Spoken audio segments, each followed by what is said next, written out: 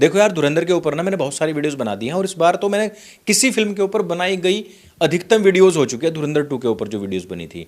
तो मैंने सोच लिया था कि अब इसके ऊपर वीडियो नहीं बनाऊंगा। फिर हमारा BHY शूट होने लग गया, उसमें भी बहुत सारी देर तक इसी की बात हुई, क्योंकि यार 4 दोस्त बैठे हैं, कई हफ्तों के बाद बैठे थे इसी स्टूडियो में, पहली बार हम बैठे और मजे मजे में बहुत सारी बातें हो गई। तब मैंने कहा कि भाई अब हाथ खड़े कर दिए, अब मैं इस फिल्म के ऊपर कुछ नहीं बोलूंगा। लेकिन उसी पॉडकास्ट के दौरान ना गर्वित ने एक बड़ी मजेदार बात कही, कहने लगे भाई ये जो धर है ना लास्ट में, ये है आदित्य धर के लिए, जो रन है इसमें वो है रणवीर सिंह के लिए, लेकिन जो ध्रुव है ना यही एक्चुअली आदित्य धर का जमील जमाली है, यानी कि ध्रुव राठी। ध्रुव राठी नहीं, वो धुरंधर राठी है। और किसका धुरंधर है वो है आदित्य धर का धुरंधर। यानी कि वो जमीन के नीचे इतना जबरदस्त काम कर रहा है कि जितना तुम और हम नहीं कर सकते।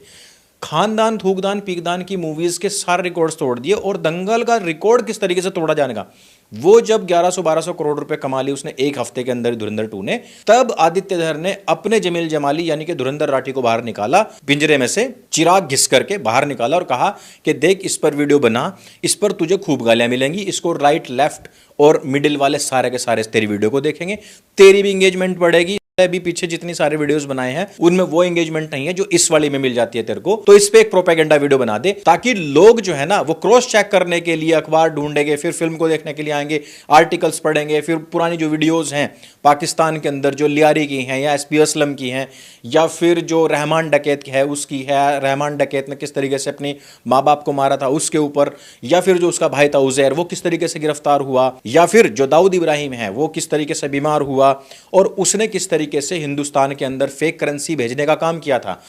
और देखो एक मजेदार बात कि हम पी चिदंबरम या उसके बेटे कार्ति चिदंबरम को बहुत ज्यादा नहीं जानते थे, लेकिन जब हमें यह बात पता लगी कि भाई कोई तो था जो हिंदुस्तान के नेता का बेटा था और उसने हिंदुस्तान के अंदर जो टकसाल होती है यानी कि नोट छापने की जो मशीनें होती हैं जहां पर लगती हैं उनको अलग अलग पार्ट्स में बेचा था और पाकिस्तानियों ने उनको उठा करके अपने यहां पर ले आए थे। और यही मूवी देखने के बाद में लोगों ने डे ला रू को सर्च करना शुरू कर दिया कि भाई ये कौन सी कंपनी थी जो हिंदुस्तान के नोट छपवा रही थी, ये कौन सी कंपनी थी जो पेपर दे रही थी हिंदुस्तान और पाकिस्तान के लिए, ये कौन सी कंपनी थी जिसने पाकिस्तान को हमारे नोट छापने के लिए कागज देना शुरू किया था, और हिंदुस्तान ने कौन सा ऐसा कदम उठाया कि अब वो कहीं बाहर से कागज नहीं खरीदती है, और किस तरीके से हिंदुस्तान की सरकार ने 2016 के बाद में फेक करेंसी नोट बनाए जाने का जो पूरा का पूरा इकोसिस्टम चल रहा था उसको ध्वस्त किया था। तो ये सारी चीजें सर्च की जाएं, इसी कारण से ध्रुव राठी ने अपना एक प्रोपेगेंडा वीडियो बनाया ताकि लोग जान सकें कि हिंदुस्तान के अंदर क्या क्या घटित हुआ था। ये सारी की सारी जो घटनाएं इस फिल्म के अंदर दिखाई गई हैं, चाहे वो हमले हों, चाहे IC-814 को हाईजैक करना हो, चाहे नकली नोट यहां पर लाए जाने हों, ये सारी चीजें एक्चुअल में हुई हैं। और ध्रुव राठी ने लोगों को मजबूर कर दिया नीचे कमेंट करने के लिए और प्लस वो सारी की सारी घटनाएं सर्च करके खुद वेरीफाई करने के लिए। अब सबसे पहले ध्रुव राठी अपनी वीडियो की जो शुरुआत करता है वो कहता है कि हिंदू मुसलमान तड़का लगाया गया था फिल्म के अंदर और यहां पर सर करने के नारे लगवा दिए गए हैं। फिल्म के शुरू में ही एक सीन है जहां पाकिस्तान में एक सिख आदमी को फेक ब्लास्फेमी चार्जेस पर जिंदा जला दिया जाता है। मॉब जो वहां मौजूद है वो सर तन से नारे लगा रहा होता है।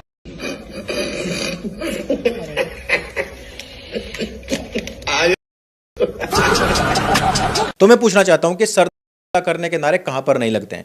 सर करने के नारे अफगानिस्तान, पाकिस्तान, बांग्लादेश ही नहीं हिंदुस्तान के अंदर भी लगते हैं, और सर करने के नारे लगाए नहीं गए। हिंदुस्तान के अंदर भी कई सारे हिंदुओं के सर किए गए हैं, जिनके प्रमुख उदाहरण कमलेश तिवारी हैं, कन्हैया लाल हैं और अभी अभी सलीम वास्तिक, जिनकी गर्दन के लिए ही लोग वहां पर पहुंचे थे। लेकिन ध्रुव राठी यहां पर क्या दिखाना चाहता है कि सरतन से जो नारे होते हैं उनका कोई रेलिवेंसी है ही नहीं, ये तो केवल डाला ही गया हिंदू मुसलमान के लिए, क्योंकि वहां पर जिसको तो सरदार था।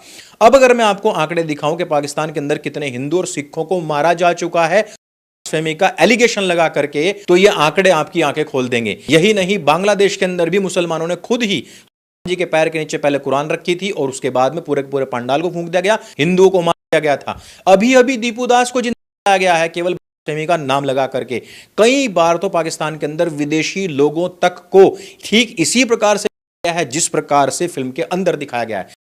लेकिन यह बंदा कहता है कि चलो ठीक है, मान लिया कि पाकिस्तान के अंदर ये छोटी छोटी घटनाएं तो होती रहती हैं, लेकिन ये अगर सीन फिल्म के अंदर नहीं भी होता तो भी काम चल जाता, क्योंकि इस सीन को अगर आप फिल्म से निकाल भी देते तो उससे स्टोरी लाइन पर कोई फर्क नहीं पड़ता, कैरेक्टर डेवलपमेंट पर कोई फर्क नहीं पड़ता।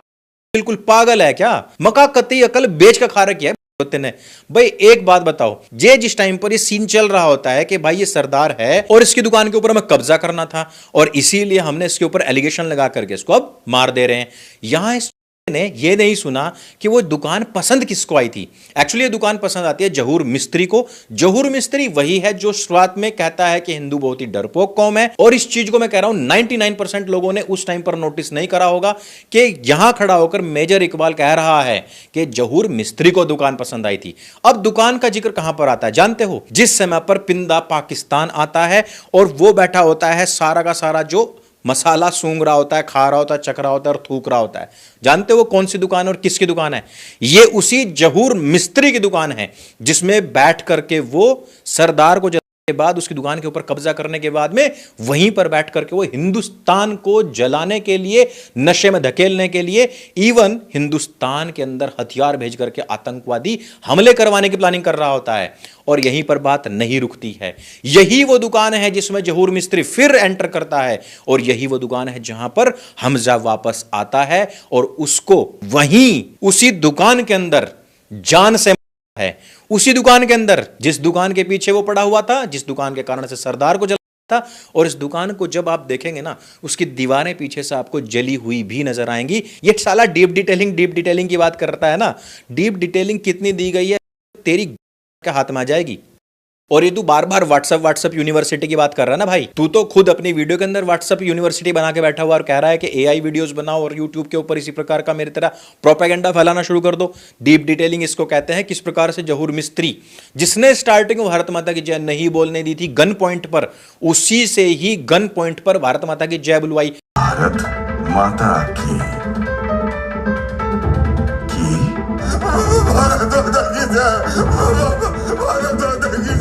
हाँ, इस पर तू ऑफेंड हो सकता था, वीडियो बना सकता था, क्योंकि वहां पर तेरे असल देश पाकिस्तान की बैंड बजाई गई है।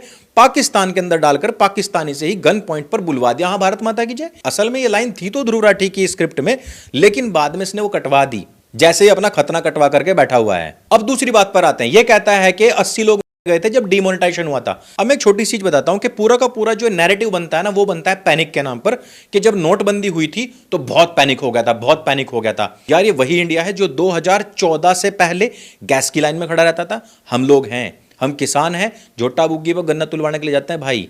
सुबह जाते हैं 4 बजे, सुबह 4 बजे पाड़े में जाते हैं ना, शाम को अपने घर बढ़ते हैं आकर के लाइन में लगने की हमें कोई दिक्कत नहीं है। हम गन्ने की लाइन में लगते हैं, हम जब वो पर्ची भुनती है ना उसकी लाइन में लगते हैं, जब अपना गेहूं बेचने के लिए, चावल बेचने के लिए जाते हैं ना उसकी लाइन में लगते हैं, जब हम कॉलेज का फॉर्म भरते हैं तो उसकी लाइन में लगते हैं, जब अगर परीक्षा देनी है तो उसकी लाइन में लगते हैं, जब अगर कहीं हम रेलवे स्टेशन या मेट्रो लाइन पर जाते हैं तो वहां पर भी लाइन में लगते हैं।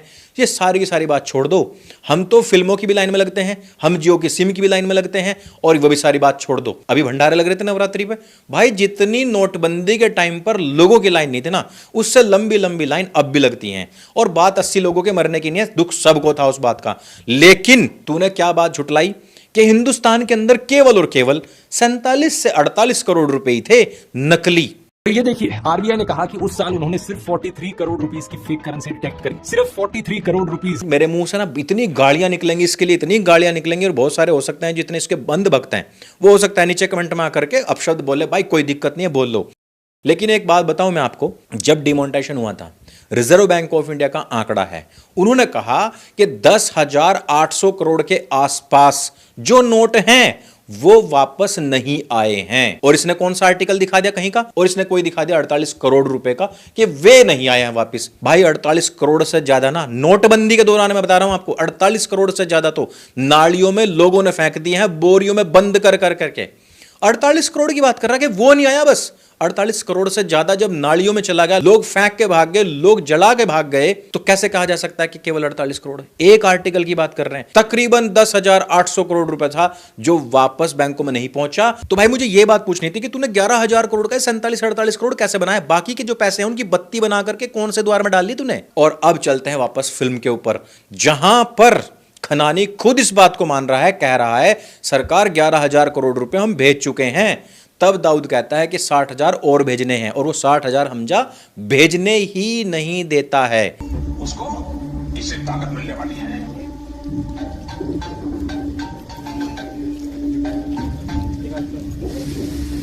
जावेद भाई सब खैरियत?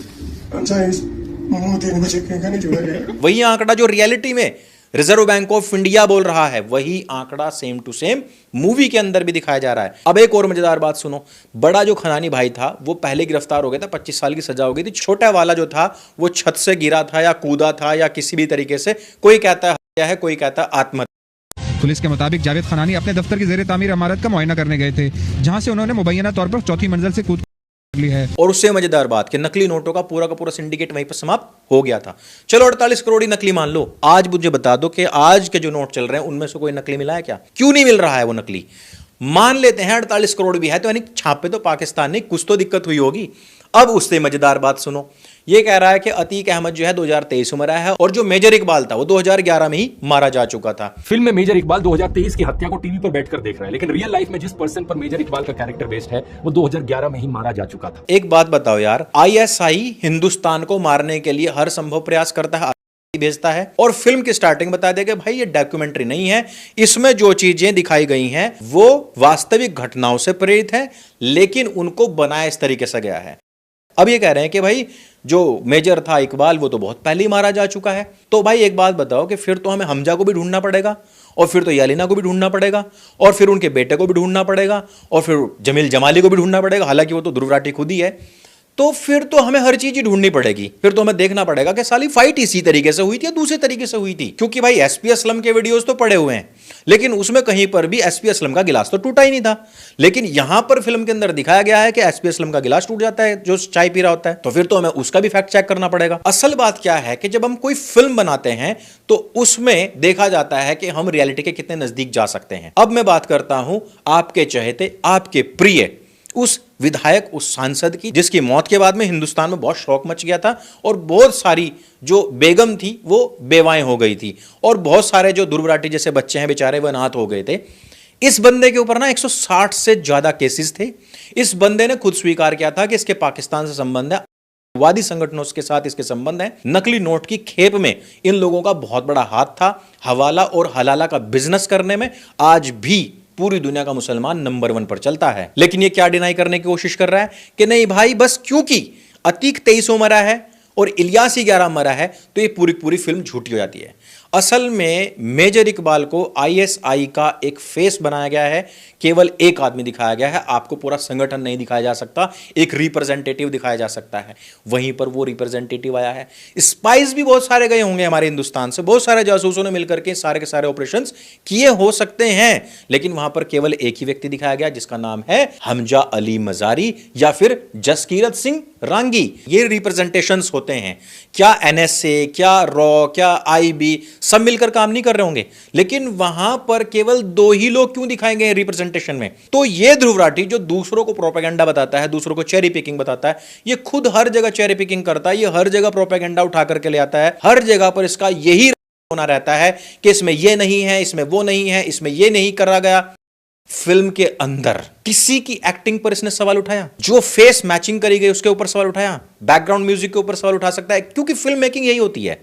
फिल्म मेकिंग में आप स्क्रीन प्ले के ऊपर सवाल उठा सकते हो क्या? स्टोरी लाइन के ऊपर सवाल उठा सकते हो क्या? आप उसके म्यूजिक के ऊपर सवाल उठा सकते हो क्या? आप छोटे से छोटे कलाकार में भी कोई छोटी सी कमी निकाल करके दिखा दो मुझे, वो निकाल सकते हो क्या? तो फिल्म एक्चुअली क्या है? वो एक कला है। कला के विषय में कोई भी आपको कोई भी बुराई करता हुआ नहीं मिलेगा। बस वो क्या करेंगे कि एक न्यूज उठाएंगे, दूसरी नहीं उठाएंगे। तो जिस प्रकार से ये लोग कहते हैं ना कि नरेंद्र मोदी ने अगर ये कह दिया है तो अकेला बंदा रिप्रेजेंटेटिव नहीं है पूरे के पूरे हिंदुस्तान का, वैसे ही अगर किसी एक मुसलमान ने या फिर एक किसी पाकिस्तानी ने कह दिया कि भाई नरेंद्र मोदी हिंदुस्तान का प्रधानमंत्री बनेगा तो ये बहुत अच्छा होगा, इसका मतलब ये नहीं है कि पूरा पाकिस्तान की भाषा वो बोल रहा है या पूरे पाकिस्तान को वो रिप्रेजेंट करता है। पूरे पाकिस्तान के अंदर क्या हालात हैं, पूरे पाकिस्तान की किस प्रकार से जली पड़ी है नरेंद्र मोदी के आने के बाद में या योगी जी के उत्तर प्रदेश में आने के बाद में, ये पाकिस्तान से ज्यादा बल्कि तू जानता है, क्योंकि पाकिस्तान के नजदीक तू बहुत ज्यादा है। लेकिन चेरी पिकिंग करना तेरा काम है, लोगों को बहकाना तेरा काम है। जिन चीजों के ऊपर फिल्म बनी है उसके ऊपर कोई बात नहीं करेगा। जितने लोग अभी तक अननोन गनमैन्स ने मारे हैं, जिसको पाकिस्तान खुद कह रहा है कि भाई इंडिया वालों ने मारे हैं, उसके ऊपर तू बात नहीं करेगा। सर सबसे पहले ये फरमाइए कि एक के बाद एक ऐसे शख्स का कत्ल है जो कहीं ना कहीं किसी न किसी तरीके से इंडिया को मतलूब है। पाकिस्तान में हिंदुस्तान के दुश्मनों का खात्मा कौन कर रहा है? तू नहीं बताएगा कि जहूर मिस्त्री के कारण से सरदार को का आरोप लगा करके जिंदा गया था। तू नहीं बताएगा कि हिंदुस्तान के अंदर बहुत सारे ऐसे गद्दार बैठे हुए थे जो पाकिस्तान से बम बारूद लेते थे, जिन्होंने 93 किया, जिन्होंने दिल्ली के अंदर बम ब्लास्ट करे, जिन्होंने तिरुवनंतपुरम के अंदर बम ब्लास्ट करे, जिन्होंने केरला को रेडिकल बनाया, जिन्होंने बिहार के अंदर दंगे करे। ये सारे के सारे कनेक्शन पाकिस्तान से जुड़े हुए थे। और इन बातों को ना केवल राकेश मारिया अपनी किताब में लिखता है, बल्कि मुंबई के ऊपर अटैक करने वाले वादी भी, और यहां तक कि हाफिज सईद भी, वहां की फौज भी, आईएसआई भी, वहां के मंत्री भी संसद के अंदर खड़े होकर के कह चुके हैं कि भाई पाकिस्तानियों ने ऐसा किया था, हिंदुस्तान ने उसका मुंहतोड़ जवाब दे दिया। पर भाई तू नहीं बोलेगा उसके बारे में, क्योंकि तुझे करनी है चेरी पिकिंग। और अंततोगत्वा इस फिल्म को बनाना है 2000 करोड़ी, और इस फिल्म को चलवाना है कम से कम 3-4 महीने।